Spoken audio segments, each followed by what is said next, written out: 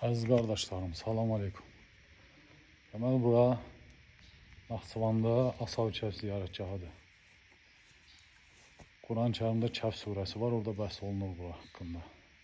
Açıb oxuya bilərsiniz.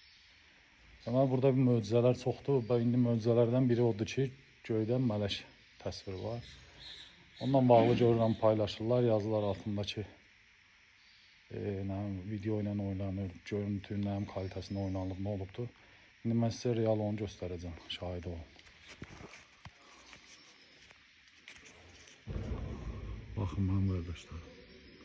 Bu da sizə həmin mələk. Canlı.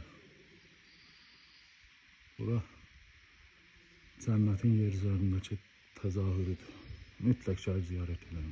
Mütləq gəlin inşallah.